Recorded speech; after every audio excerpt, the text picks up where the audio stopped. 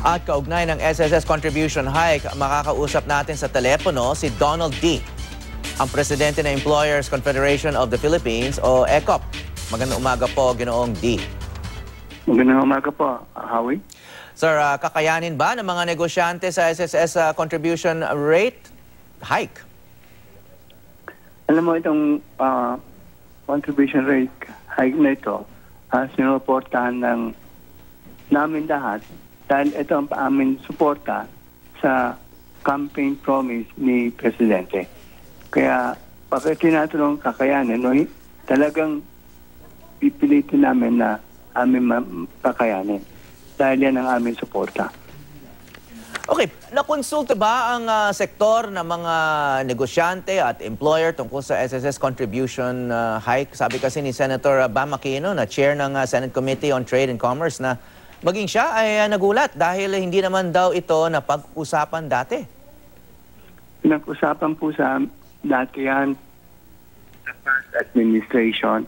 Kami po ay kinonsulta nung dating Presidente de Quiros.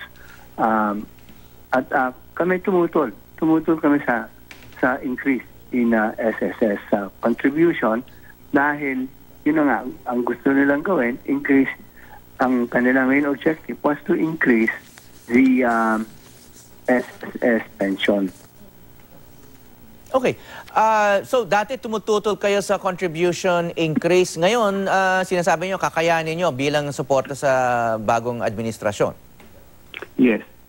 Kasi sa amin, ang pananaw namin ngayon importante sa amin magkaroon ng peaceful environment dito sa between labor and management in order to ensure na magkaroon tayo ng continuing productivity increase. Kung titingnan mo naman ang mga data, lalo na sa atin importation in the last siguro mga 1.5 years, meron capital formation. There is expansion going on. So we want that momentum to continue. Because ang importante sa atin ngayon is job creation in order to reduce poverty.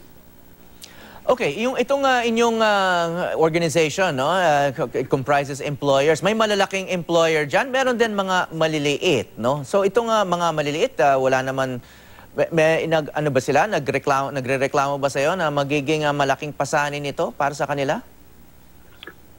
Well, wala pa naman silang nagpo-complain because alam mo sa ngayon talaga, ang employers, entrepreneurs included, talagang gusto nila na to keep the labor peace, to make sure that we continue with this economic growth. Napaka-importante sa kanila yun. That we have just taken off. We want to see this sustained. And also, alam naman nila na marami naman possibility sa trabaho nila, lalo nang nag-implement na ng mga infrastructure project ang gobyerno. And so there will be jobs available na, and therefore there will be revenue available to cover this increase.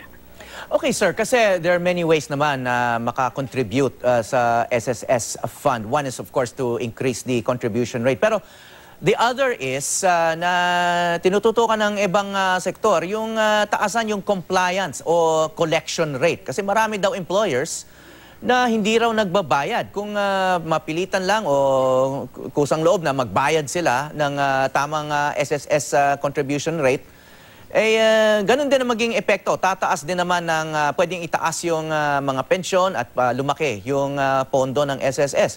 Have you considered that option of more aggressively urging your members to comply with the SSS law and contribute to the SSS fund?